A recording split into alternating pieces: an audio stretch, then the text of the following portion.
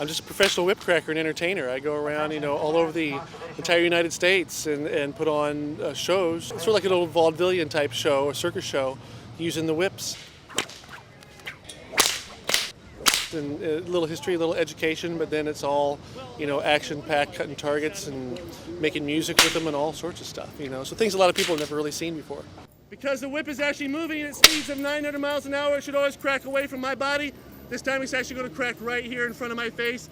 There are very few people out there doing, the caliber of stuff that we're really pulling off, which is pretty cool. You're kind of in sort of an elite group. 1, 2, 3. All right. Yeah, just like that. All right. Thank you very much, everybody. So I get to perform. I get to teach people about the history and the physics, and I come up with new routines, so that's the creative portion of it for me. And there's always something new to learn, new tricks that I want to develop. And I do this to my kids at home, right? They're really well behaved, right? I pick somebody out of the audience. You never exactly know how they're going to react. You never know if they're going to be brave or if they're not. See the green and white part over here, Nate, with the flowery thing on it? I'll try to cut it somewhere in there. Now, if I get up into the brown fleshy part, you let me know, okay? Look forward. There we go, perfect. There we go. And they're always different heights. They're different widths, so there are always things that I have to adjust for. Is it gone? Now I am. Give him a big round of applause, everybody. Good job, Nate. Yeah, just like a knife through butter. There have been a lot more people who both have become whip makers, which was an art that sort of died out in the 1950s, and whip crackers. There are a lot of enthusiasts out there, but really just a handful of people who are doing whips as shows.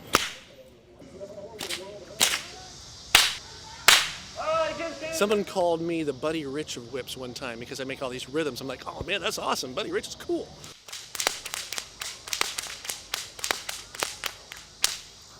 The whips I use are both Australian stock whips and American style bull whips, and the stock whip's only been around about roughly 300 years or so, and it was developed for cattlemen so that they could use the sound of the whip to move animals from one place to another and alleviate the fact that they would have to hit the animals, so that it kept them further away from the animals so they wouldn't be caught in a stampede as likely, and it allowed them to move them without injuring them.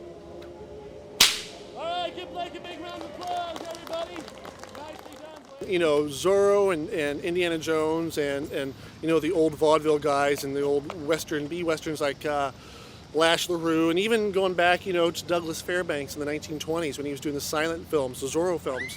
They certainly do predate that. I mean, whips were used in Rome, and for flagellation and, flogging and things like that. It was a much, much more recent development that the whip has actually started to make a sound.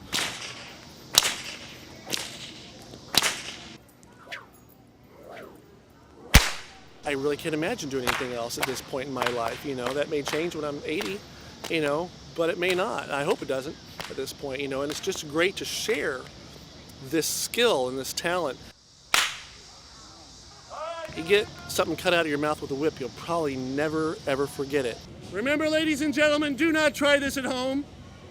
I mean, you can do it at your neighbor's house. I don't care. Just never try this at home. Here we go, Eric.